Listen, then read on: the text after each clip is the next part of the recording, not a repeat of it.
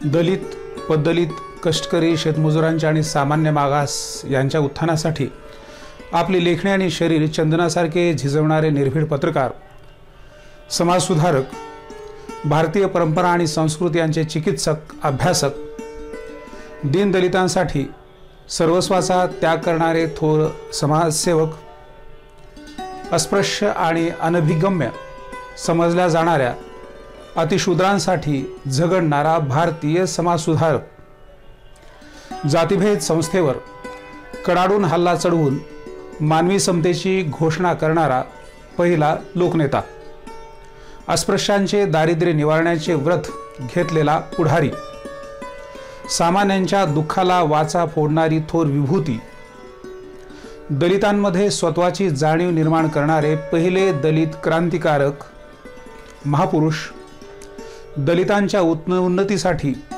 जीवन समर्पित करणारा महामानव इत्यादी अनेक नात्यांनी गौरवावा, प्रशंसावा आणि स्फूर्तिसुमनांनी लखलखाटावा असा अभूतपूर्व समाजसुधारक म्हणजे डॉक्टर बाबासाहेब आंबेडकर होय.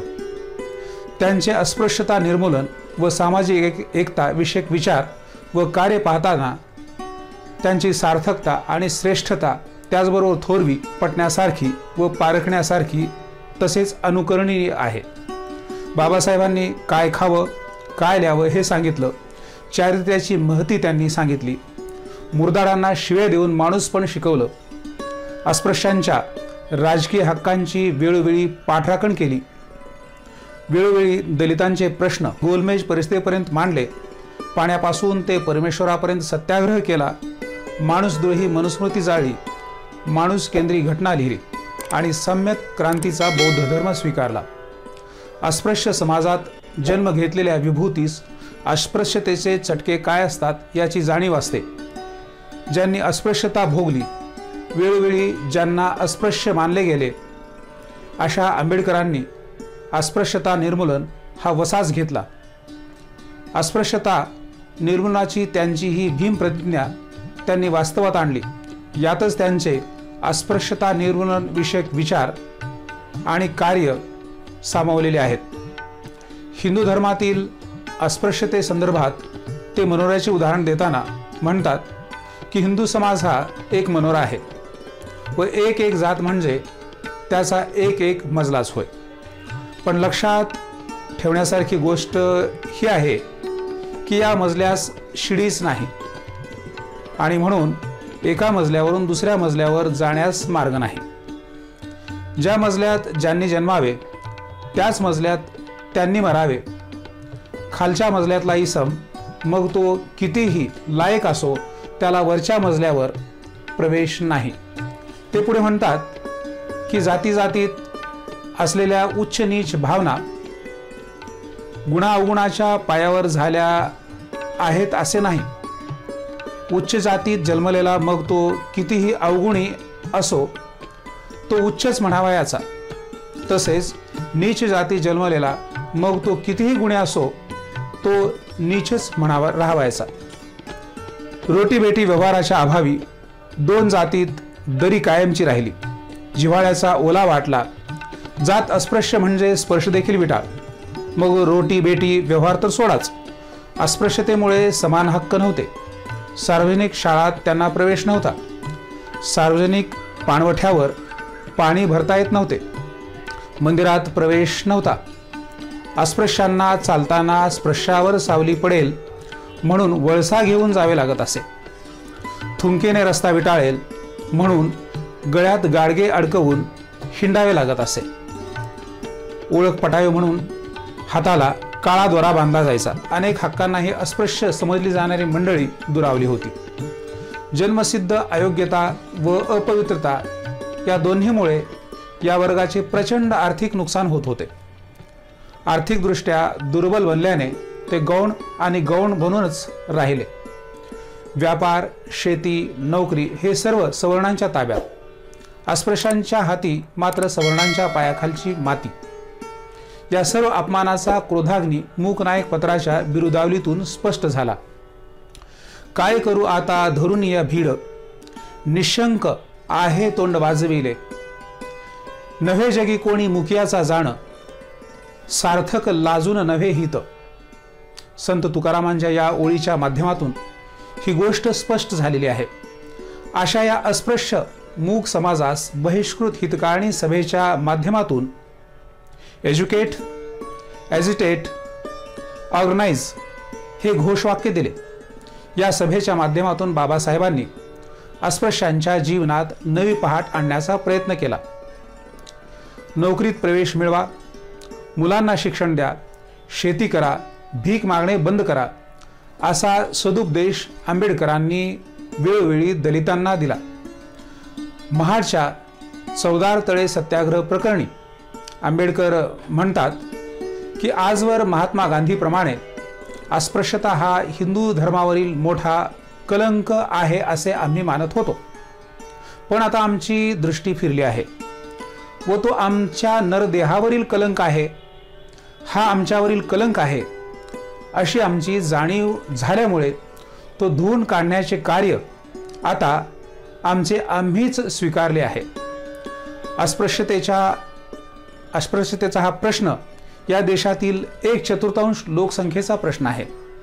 अस्पृश्यतेच्या गुलामगिरीतून अस्पृश्यांना किंवा करण्याचा प्रश्न राष्ट्रीय प्रश्न नव्हे काय, हा प्रश्न महत्त्वाचा मानला गेला नाही, हीच या देशाची व देशातील महान म्हणून घेणाऱ्या नेत्यांची शोकांतिकाच होय. प्रत्येक व्यक्तीला व्यक्ती म्हणून जगता आले पाहिजे.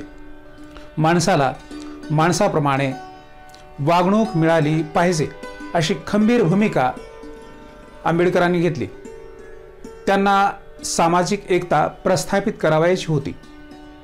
सामाजिक एकतेसंदर्भात त्यांचे विचार व कार्य आजच्या समाजाला पथप्रदर्शक अशीच आहेत. सामाजिक एकतेसंदर्भात धर्माच्या भूमिकेवर भाष्य करताना ते म्हणतात की ज्या धर्माच्या शिकवणुकीमुळे मनुष्याच्या अंतःकरणातील पाशवी वृत्ती काबूत आणल्या जात नाहीत तो धर्म कुचकामाचा आहे. बाबासाहेबांनी आपल्या जीवन कार्याचा शुभारंभही सामाजिक कार्यापासून केला. सामाजिक परिवर्तनासाठी हवे ते सर्व बाबासाहेबांनी केले.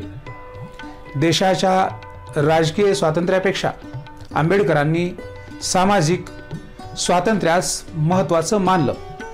एका देशाने दुसऱ्या देशावर राज्य करणं जितकं अन्यायाचं आहे तितकंच एका समाजाने दुसऱ्या दुर्बल समाजावर अधिकार गाजवणं म्हणजे पुरुषार्थ नव्हे. जातीजातीत असणारा मनोरा जमीनदोस्त करण्याचा आग्रह बाबासाहेबांनी धरला. ज्यावेळी हा जातीयतेचा असमानतेचा मनोरा नष्ट होईल तेव्हाच खऱ्या अर्थाने सामाजिक एकता प्रस्थापित होईल. व्यक्तीस मिळणारे अधिकार हे व्यक्तीच्या जातीवर अवलंबून असतील तर राष्ट्रीय स्वातंत्र्य आणि व्यक्ती स्वातंत्र्यास कोणताही अर्थ उरणार नाही. बहुजन हिताय, बहुजन सुखाय हे लोकशाहीचे ब्रीद. सामाजिक स्वातंत्र्याचा आधारही आहे. स्वातंत्र्य, समता, बंधुत्व हे यशस्वी लोकशाहीचे त्रिकूट असले तरी यातील समता या शब्दातच स्वातंत्र्य आणि बंधुत्वास अर्थ आहे. उज्ज्वल समाजव्यवस्था समतेतूनच साकार होत असते. समाज परिवर्तनासाठी व्यक्ती समाज समाज यांचे मनोमिलन जेव्हा होईल तेव्हाच खरी समता प्रस्थापित होईल, अन्यथा नाही. डॉक्टर बाबासाहेबांच्या रूपाने हजारो वर्षाच्या इतिहासात प्रथमच गावकुसाच्या अंधार गर्भात प्रज्ञासूर्याचा उदय झाला. त्याच्या कोटी कोटी किरणांनी सनातन अर्थव्यवस्थेच्या रानटीपणाला शरम वाटली. इथली समाजव्यवस्था हादळून गेली. भारतीय संस्कृतीला आईपण देण्याचे काम बाबासाहेबांनी केलं. या काळाला काळीज देण्याचं काम बाबासाहेबांनी केलं. माणसाला मन दिलं, मनाला विद्रोहाचं स्वप्न दिलं. म्हणून ते दीनदलितांचे अश्रूंचे कैवारी बनले. बाबासाहेबांच्या जीवनाकडे किती नजरेनं निहाळावं, किती कुंजल्याने रंग भरावा, किती चळवळींनी भक्ती मागावी, किती माणसांनी महात्म्य मागावं, किती इतिहासांनी गौरव मागावा, किती काळानं अलंकार मागावा, किती राष्ट्रांनी राष्ट्रपुरुष शोधावा, किती आभाळांनी प्रज्ञासूर्य मागावा, असे हे सामर्थ्य शिल्प बहिष्कृत जगात जन्मले आणि बहिष्कृताच्या गौरव काळोखाचे ते मूक नायक झाले. डॉक्टर बाबासाहेब कुणाला अबलांचे उद्धारक कैवारी वाटले तर कुणाला ते युगप्रवर्तक युगंधर वाटले. कुणाला ते क्रांतीसूर्य ज्ञानसूर्य प्रज्ञासूर्य वाटले तर कुणाला प्रकांड झुंजार सेनानी तर कुणाला बाबा आई भीमाई वाटले. कुणाला ते धर्मभास्कर धम्मप्रवर्तक बोधिसत्व वाटले तर कुणाला ते महासागरासारखे तर कुणाला ते मशालीसारखे वाटले. कुणाला लखलखीत प्रकाशासारखे वाटले तर कुणाला हिमालयासारखे उत्तुंग तर कुणाला अनंत आकाशा एवढे तर कुणाला ते प्रकाश पुरुष वाटले. त्या मूक नायकाची ही अक्षरपूजा.